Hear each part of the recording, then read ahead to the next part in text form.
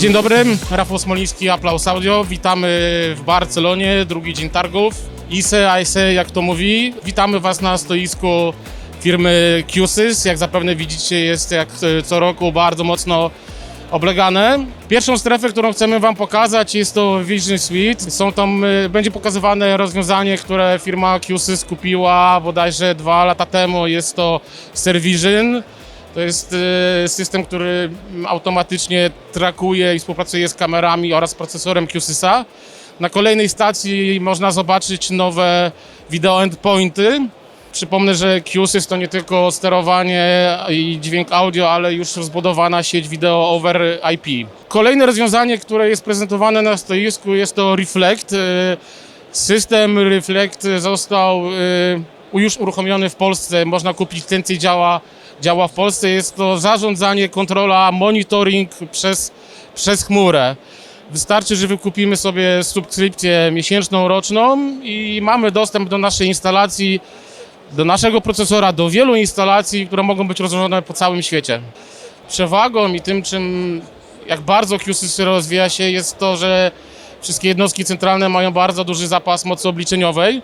I przypomnę, że hardware jest hardwarem, natomiast cały software, kolejną wersją oprogramowania daje nam kolejne możliwości.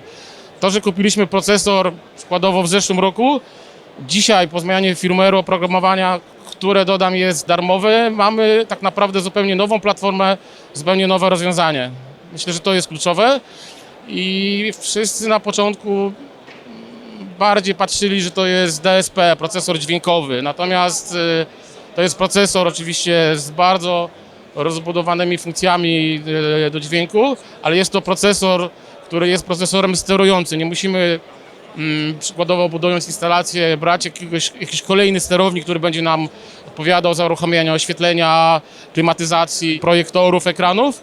Tutaj mamy w QSYSie pluginy. Pluginy są darmowe i jest tutaj ogromna liczba tych pluginów.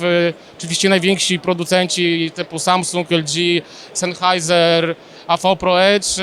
Wystarczy, że wciągamy do projektu plugin i już mamy kontrolę nad konkretnym urządzeniem innego zewnętrznego producenta. I tutaj myślę, że QSYS chyba jest najbardziej otwarty na współpracę z firmami trzecimi.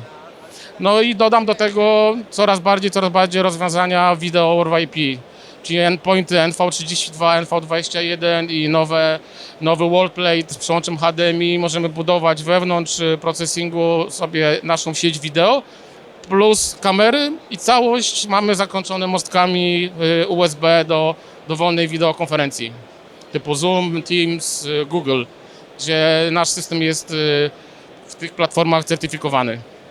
Zapraszamy oczywiście do Applausu, gdzie mamy u nas salę konferencyjną, gdzie możemy zobaczyć na żywo połączenie z klientem końcowym, który oceni jakość dźwięku, jakość obrazu i będzie widział po prostu tak naprawdę online na żywo, po drugiej stronie jak ten system działa, jak działa tracking. Jest tutaj u nas sporo osób, które zawsze udzielą Wam informacji oraz wsparcia produktowego.